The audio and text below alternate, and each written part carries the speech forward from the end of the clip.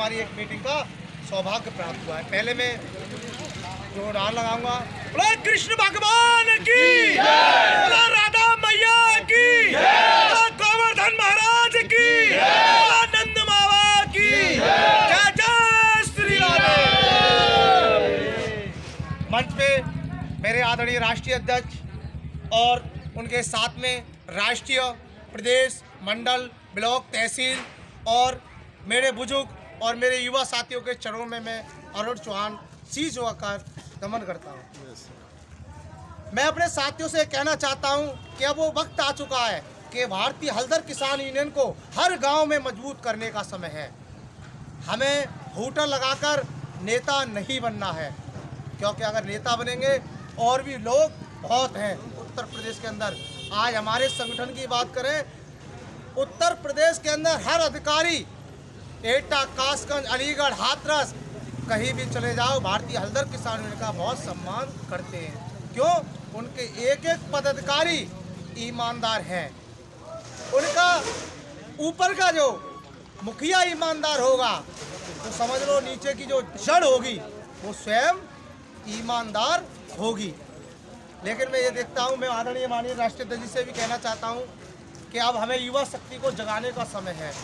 गांव-गांव में ब्लॉक अध्यक्ष, सदस्य, कम से कम अगर एक जिले का पदाधिकारी है वो 20 सदस्य को बनाएगा, क्योंकि अकेले जिला अध्यक्ष के ऊपर एक बाहर नहीं हो सकता है कि एक जिला अध्यक्ष को अगर बाहर दे दिया जाए, एक मंडल अध्यक्ष को बाहर दे दिया जाए, वो कुछ नहीं कर सकता है।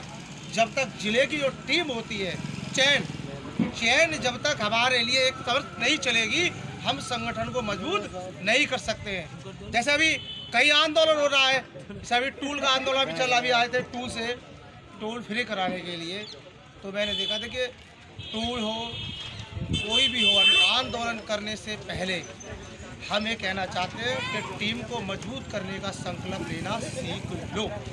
सम्मान जब ही मिलेगा जब कुछ करोगे। कि देखो हरे ऊंचा वारे तो बहुत चल रहे हैं, देखे भी होंगे आपने। एक हरे ऊंचा हमारी पहचान नहीं है, हमारी हरे ऊंचा एक पहचान नहीं है। हमारा एक संकल्प होना चाहिए कि हम किसानों के बीच में जाकर किसानों के दर्दों को समझें।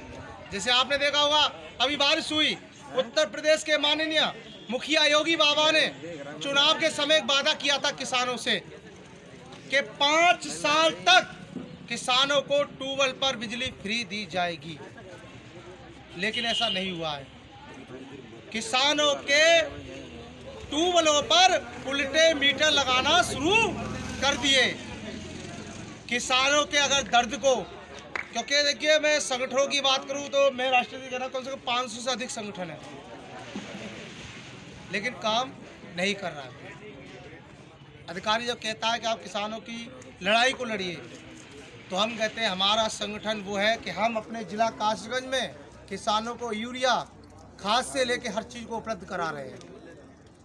गौशाला के निरक्षर, आप गौशाला की देखोगे हालतें, तो गौशाला में जो हमारे माननीय योगी बाबा जी के जैसे 30 रुपया, मैं माननीय राष्ट्रीय अध्यक्ष जी से एक निवेदन चाहूँगा कि अपने एक जो हम ज्ञापन देते हैं उसमें जो गायों को 30 रुपया है उसका बढ़ाया जाए, क्योंकि 30 रुपये से एक दिन में उसका भोजन का पेट नहीं भरता है। और गौ हमारी सबसे पूज्यनीय माँ है, जिसमें करोड़ों देवी देवता वास करते हैं। पहले हम उसकी रक्षा का संकल्प लें, क्योंकि जब तक हम गौशाला के निरीक्षण नहीं करेंगे, उसका संकल्प नहीं लेंगे, तब तक हम संगठनों को भी मजबूत नहीं कर सकते हैं।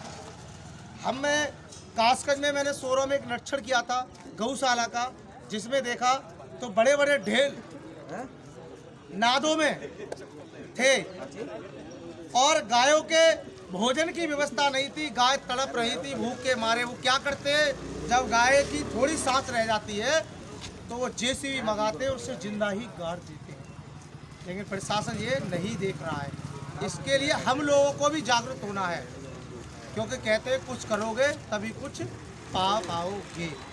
मैंने माननीय जिलाधिकारी महोदय से शिकायत की, मैंने कहा ऐसे ठेकेदार, उस 30 रुपये में भी बेईमान भ्रष्टाचारी ठेकेदार जो बैठे हैं, उस 30 रुपये में भी भोजन गौ माता का नहीं पहुंच रहा है और गौ तड़प कर मृत्यु की ओर जा रही है। इसलिए हमारे जो ज्ञापन में सबसे पहला मुद्दा एक की ओर जुड़ना चाहिए कि हम गौ की रक्षा करें।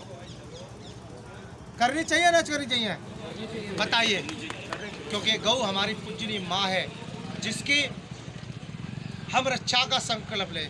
दूसरा, मेरे जितने भी युवा साथी हैं मैं सबसे कहना चाहता हूँ सबसे कि अब गांव-गांव में जागरूक यात्रा निकालना शुरू कर दीजिए।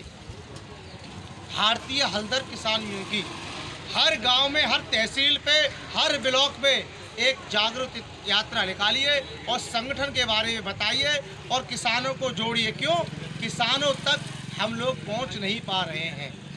जब किसानों के बीच पहुंचेंगे, किसानों के दर्दों को समझेंगे, तो मैं सत्य कहता हूं कि हमारा जो संगठन है 14 राज्यों में तो है ही है, और मैं कह रहा हूँ उत्तर प्रदेश में भी बहुत अच्छा कार्य कर रहा है। मैं वादा करता हूँ जो अगला आंदोलन कहीं छिड़ता है तो भारतीय हलदर किसान यूनियन पूरे भारत में नंबर 1 संगठन है। क्यों? हमें कुछ करना है। माननीय राष्ट्रीय अध्यक्ष जी मेहनत कर रहे हैं, उनके साथ में उनकी सेना लगी हुई है, लेकिन हम क्या करते हैं, मीटिंग में आए, माननीय राष्ट्रीय अध्यक्ष जी ने बुलाया और मीटिंग के बाद घर बैठ जाते हैं। ऐसा नहीं होना चाहिए। क्यों? हमें एक संकल्प लेना चाहिए और संकल्प इसी मथुरा की धरती से लेना चाहिए। क्यों? ये धरती वो धरती है, पावन धरती, जहाँ भगवान कृष्ण जी का जन्म हुआ था, स्वयं भगवान का। तो यहाँ से आज संकल्प लीजिए और ये वादा कीजिए राष्ट्रीय अध्यक्ष जी को कि हम भारतीय हलदर किसान यूनियन को मजबूत बनाएंगे।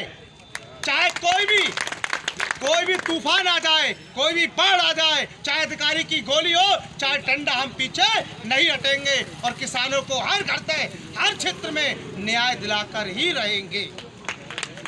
क्योंकि किसानों के दर्द को समझने वाला कोई नहीं है।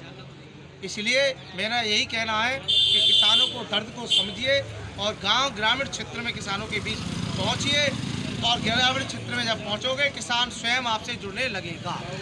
बोलो कृष्ण भगवान की, बोलो राधा मैया की जय, जय श्री राधे। माननीय राष्ट्रीय अध्यक्ष धीरेन्द्र सोलंकी, माननीय राष्ट्रीय अध्यक्ष धीरेन्द्र सोलंकी, जय जवान। मंजिलें उन्हीं को मिलती हैं, मंजिलें उन्हीं को मिलती हैं जिनके सपनों में जान होती है।